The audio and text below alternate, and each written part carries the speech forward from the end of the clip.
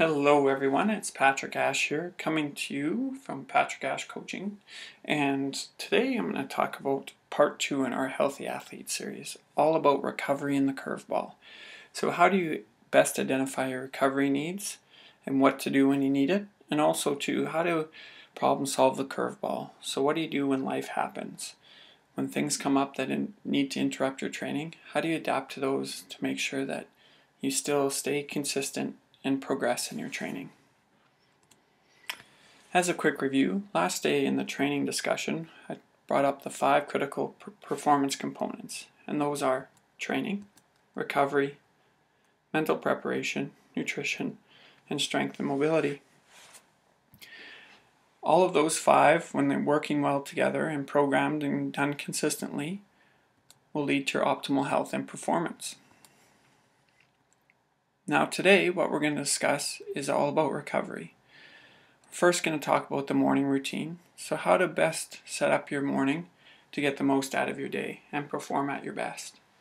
How to identify your need for recovery, so how to plan for it. The why, what, and how you need to understand in order to make the plan you need to recover well. And 3, how do you problem solve the curveball? And we're going to talk about 3 specific scenarios: illness, injury, and missing sessions. The key underlying message is, if in doubt, take 1 extra day of rest. Your body will always thank you. Okay, morning routine. So this is a brief discussion on how I start my day. It's a routine that I've developed that's really helped me get myself into a prime mode of performance and functioning throughout the day. It gets me in a positive frame of mind and really helps me perform at my best.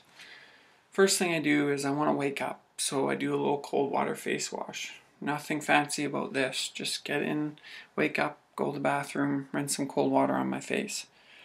Helps to stimulate those cells in my body and wake me up.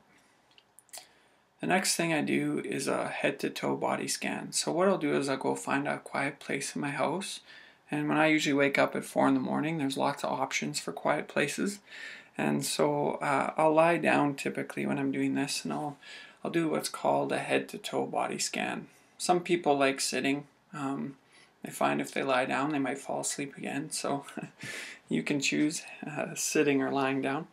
And this body scan, what it involves is I just focus in from moving from my head all the way down to my toes on where tense spots are, and I might do a contract and relax method where I contract the muscles and then relax, letting go of the tension there.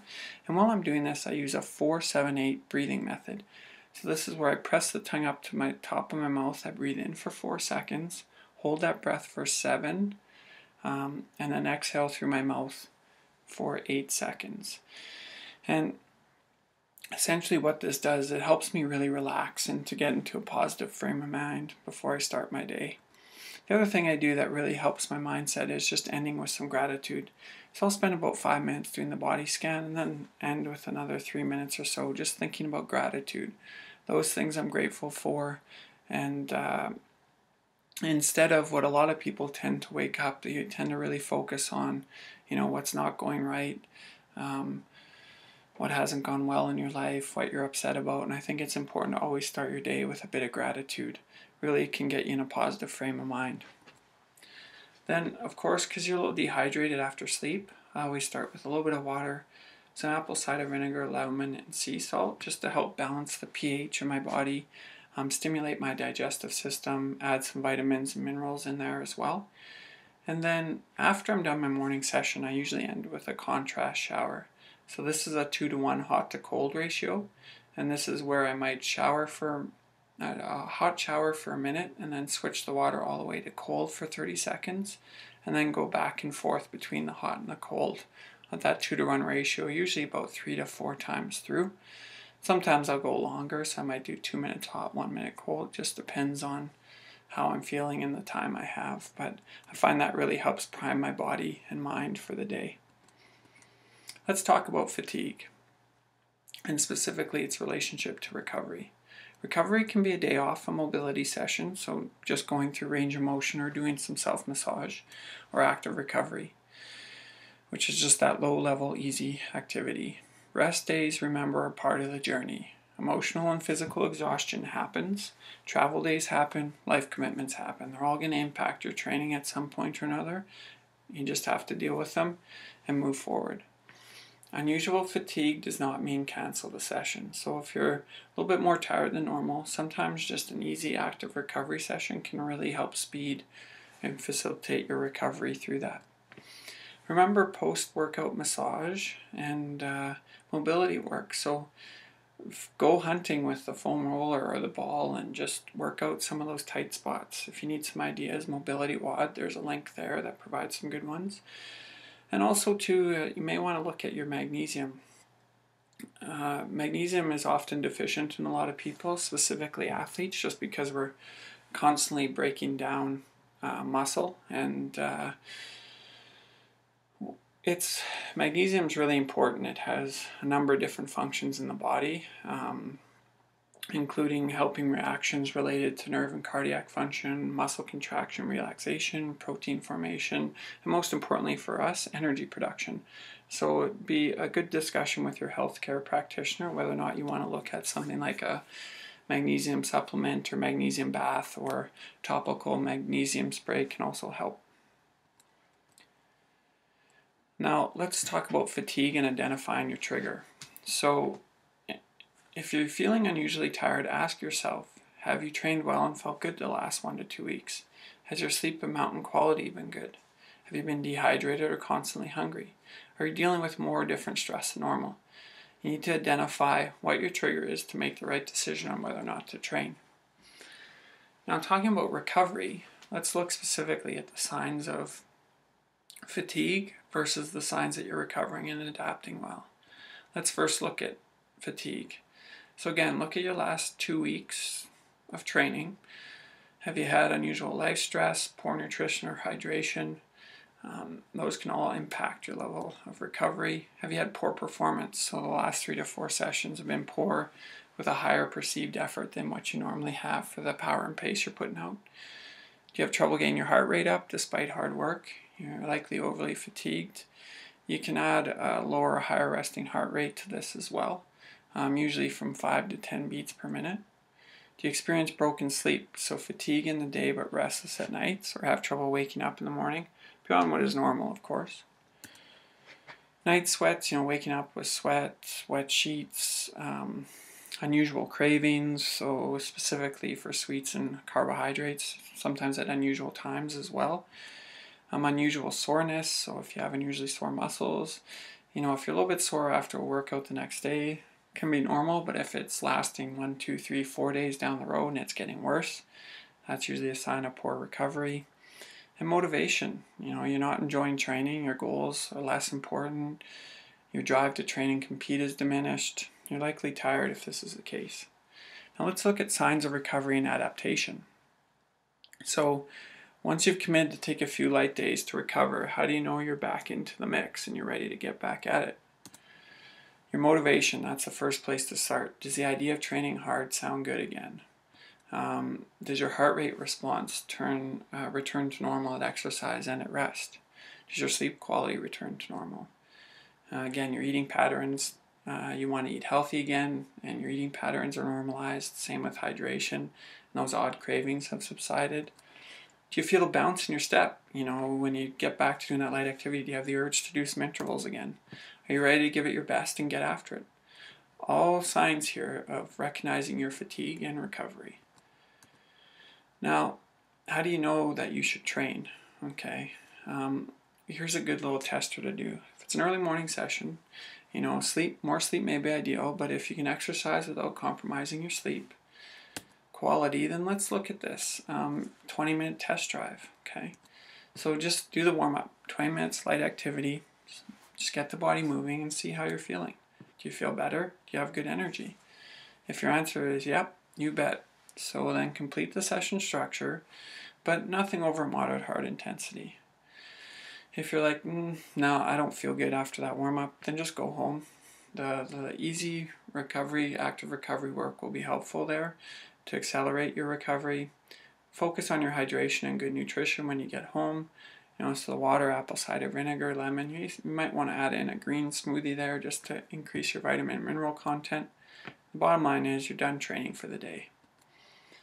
Now, how to problem solve the curveball. So there's 3 scenarios that we'll talk about today when life happens: illness, missing sessions, and injury. Illness. If you're sick or on the verge of getting sick, just take a day off. Be smart about it.